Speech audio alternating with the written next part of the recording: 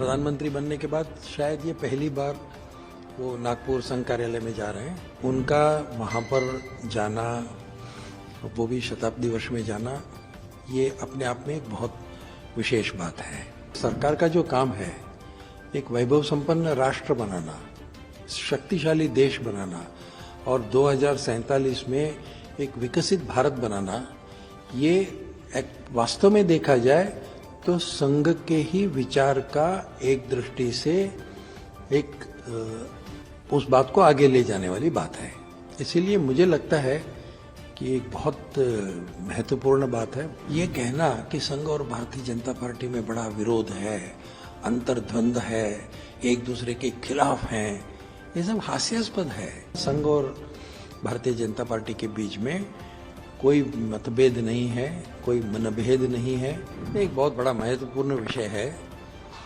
जैसे कि आपने सही कहा, प्रधानमंत्री बनने के बाद शायद ये पहली बार वो नागपुर संघ कार्यालय में जा रहे हैं। हालांकि प्रधानमंत्री बनने के पहले वो नागपुर गए हैं, संघ कार्यालय में गए हैं, और जब प्रचारक थे तब तो बहुत बार गए होंगे, रहे होंगे नागपुर कार्यालय में। तृतीय वर्ष के समय में तो रहे होंगे 30 दिन।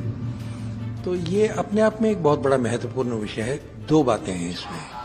एक तो उनका वहाँ पर जाना, वो भी शताब्दी वर्ष में जाना, ये अपने आप में एक बहुत विशेष बात है।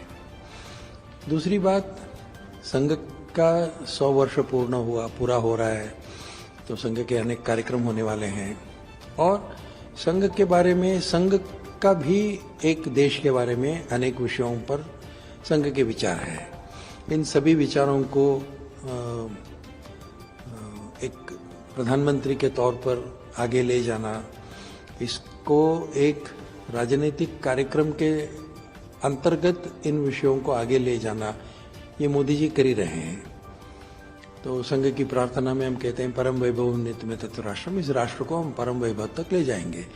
और आज अगर देखेंगे तो सरकार का जो काम है, एक वैभव संपन्न राष्ट्र बनाना, शक्तिशाली देश बनाना और 2047 में एक विकसित भारत बनाना, ये एक वास्तव में देखा जाए तो संघ के ही विचार का एक दृष्टि से एक उस बात को आगे ले जाने वाली बात है।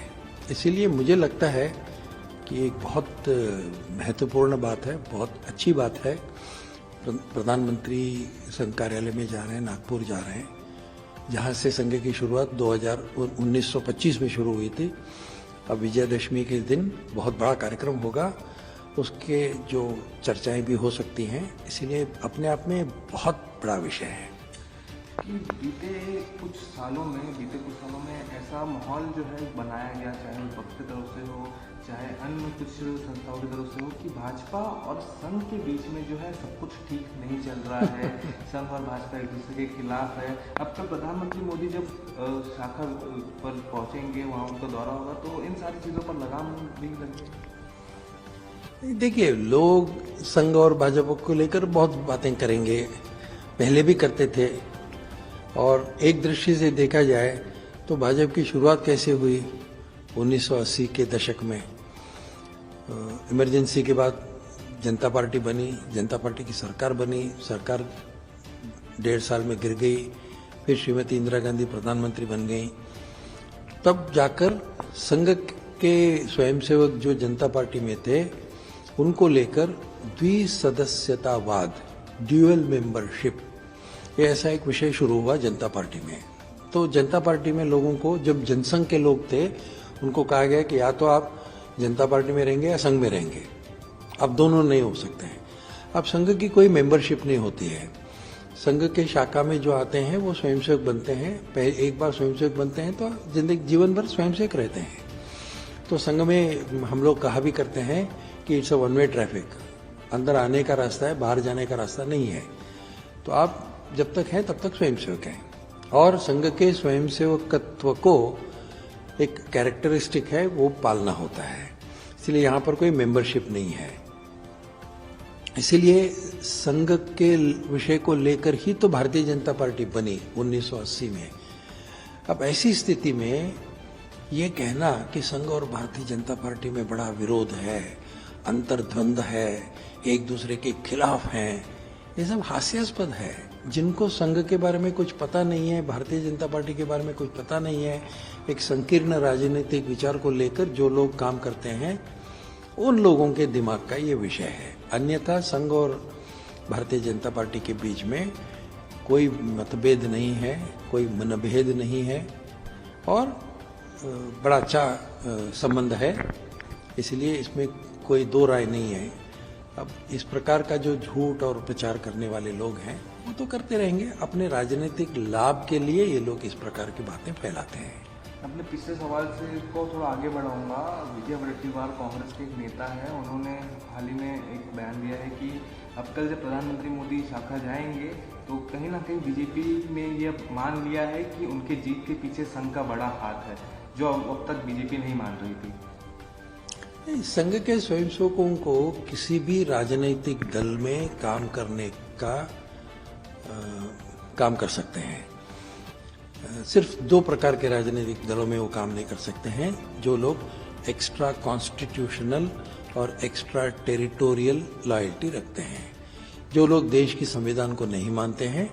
ऐसी जो राजनीतिक दल है उसमें संघ के स्वयंसेवक काम नहीं करेंगे। और जो देश के बाहर अपना निष्ठा प्रकट करते हैं, एक्स्ट्रा टेरिटोरियल लॉयल्टी, जो लोग कहते हैं कि चीन का चेयरमैन हमारा चेयरमैन, इस प्रकार की भाषा बोलने वाले जो लोग हैं, उन राजनीतिक दलों से संघ का कोई संबंध नहीं है। हालांकि आपको शायद पता ही होगा कि कांग्रेस में संघ के आरएसएस के स्वयंसेवक काफी हैं। एक समय था जब गुजरात के मुख्यमंत्री जो थे शंकर सिंह वाघेला संघ के स्वयंसेवक हैं, तृतीय वर्ष शिक्षित हैं। तो क्या संघ के लोग अन्य दलों में नहीं है, कांग्रेस में नहीं है? कांग्रेस में बहुत लोग हैं। और जितने बीजेपी में नेता हैं, जितने बीजेपी के सदस्य हैं, वो सब सारे क्या संघ के हैं, आरएसएस के हैं? नहीं है, बाहर के भी लोग हैं। इसीलिए ये कहना कि केवल संघ के कारण भारतीय जनता पार्टी की जीत हुई, ये गलत है। और संघ के बिना भारतीय जनता पार्टी की जीत हो सकती है, ऐसा कहना भी गलत है। संघ एक संस्था है, संघ के स्वयंसेवक काम करते हैं। संघ के स्वयंसेवक ऐसे दल का काम करेंगे जिस दल में उनका स्वागत है, जो उन पर भौंकते हैं, जो उनको काटने को दौड़ते हैं, जो उनको उनके सिर पर लाठी बरसाते हैं।